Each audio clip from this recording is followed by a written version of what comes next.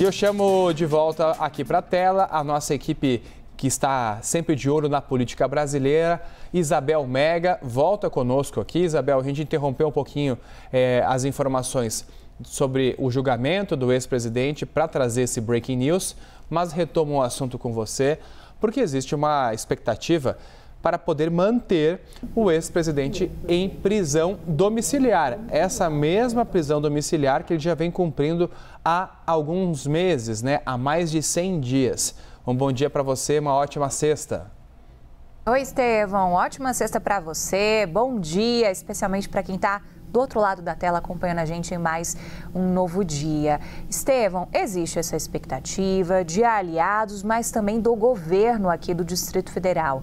A gente tem falado bastante nas últimas semanas, diante dessa iminência da prisão do ex-presidente Jair Bolsonaro, por conta dessa rejeição dos recursos no Supremo Tribunal Federal e o potencial que esses recursos não têm de reverter a situação.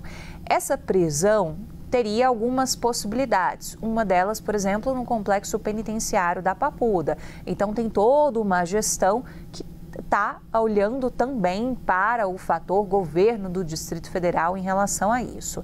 A cúpula do governo do Distrito Federal defende que Jair Bolsonaro não cumpra a prisão em regime fechado. Tem um olhar ali de que Jair Bolsonaro tem uma situação de saúde frágil, que o complexo penitenciário da Papuda não teria condições de dar total assistência, de condições de saúde, alimentação e por aí vai, entre os fatores que são citados. Então, com isso, tem uma visão de que ele deveria ser mantido em prisão domiciliar, assim como já está há mais de 100 dias, mas um período referente a outra investigação, não a esse processo em si, do qual ele foi condenado a mais de 27 anos de prisão.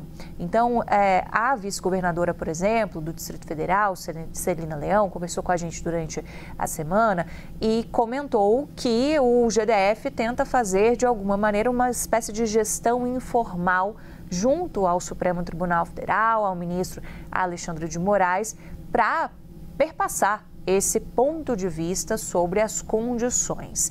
A gente tem falado, e você deve se lembrar, Estevão, citamos até um paralelo que alguns aliados do ex-presidente Jair Bolsonaro, políticos bolsonaristas, fazem com a situação do ex-presidente Fernando Collor de Mello, que ficou preso por exatamente uma semana, ficou numa prisão em Maceió, Alagoas. Depois de uma semana, com todo o laudo que foi apresentado médico sobre a situação de saúde, que apontava uma série ali de percalços em relação à saúde dele, ele teve a liberação para cumprir a pena em casa. Então, há muito uma expectativa de que seja isso que aconteça com o Bolsonaro, que ele possa ficar por um tempo preso, mas que seja um tempo bem breve e depois a defesa possa conseguir uma conversão para prisão domiciliar. Mas é interessante a gente observar também como é que vai ser o comportamento do próprio governo do Distrito Federal, de preocupação também. Eles falam isso abertamente, estamos muito preocupados com essa possibilidade de Jair Bolsonaro ficar preso em regime fechado aqui no Distrito Federal, sendo essa possibilidade do complexo penitenciário da Papuda uma possibilidade considerada bem alta, inclusive com uma ala específica dentro do complexo, que seria a Papudinha. Então, citam a preocupação, citam a questão de alimentação, as condições de saúde e, por isso, fazem essa defesa de que ele não deveria ser preso em uma penitenciária propriamente dita.